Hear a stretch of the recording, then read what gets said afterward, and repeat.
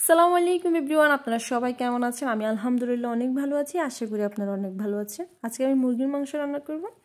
মুরগির মাংস রান্না করার জন্য আমি মুরগির মাংসগুলোকে ধুয়ে পরিষ্কার করে নিলাম। এখানে আমি রান্না করার জন্য একটা পাতিল বসিয়ে দিলাম, পরিমাণ মতো তেল দিয়ে দিলাম। এখানে আমি পেঁয়াজ টমেটোটা কেটে নিলাম। এখানে একটা প্লেটে আমি এলাচি দারচিনি নিয়ে নিলাম। তেলটা গরম হয়ে আসলে আমি এখানে পেঁয়াজ কুচিটা দিয়ে দিতেছি। আমি এখানে সম্পূর্ণ পেঁয়াজটাই দিয়ে দিলাম। এখন পেঁয়াজটা তাড়াতাড়ি সিদ্ধ হওয়ার জন্য আমি এখানে পরিমাণ মতো লবণ দিয়ে দিব। আমার ভিডিওটা যদি আপনাদের ভালো লেগে থাকে তাহলে অবশ্যই সম্পূর্ণ ভিডিওটা দেখবেন এবং আমার চ্যানেলটাকে সাবস্ক্রাইব করবেন। আমি এখানে একটা বাটিতে মশলাগুলো নিয়ে নিলাম, জিরা, ধনিয়া, হলুদ, মরিচ সবগুলো নিয়ে নিলাম। এখানে আদা রসুনের পেস্ট দিয়ে দিতেছি। আমি এগুলো একটু পানি দিয়ে মিক্স করে নেব।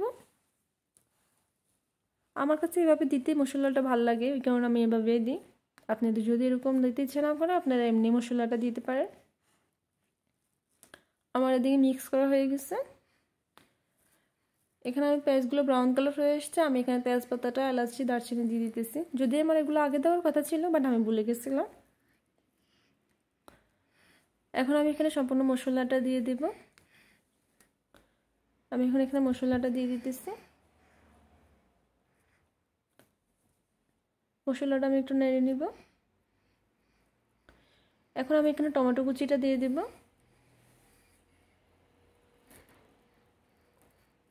আমি এখানে টমেটোটা দিয়ে দিতেছি। টমেটোটা দিয়ে আমি একটু হালকা নেড়ে নিয়ে পরিমাণ মতো একটু পানি দিয়ে মশলাটা ভালো করে কষিয়ে নেব।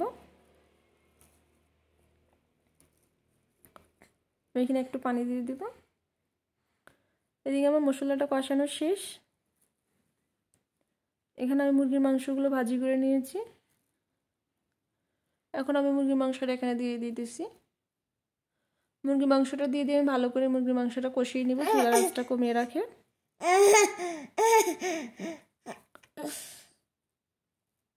এখন আমি একটু পানি দিয়ে ঢাকনা দিয়ে রেখে দেব।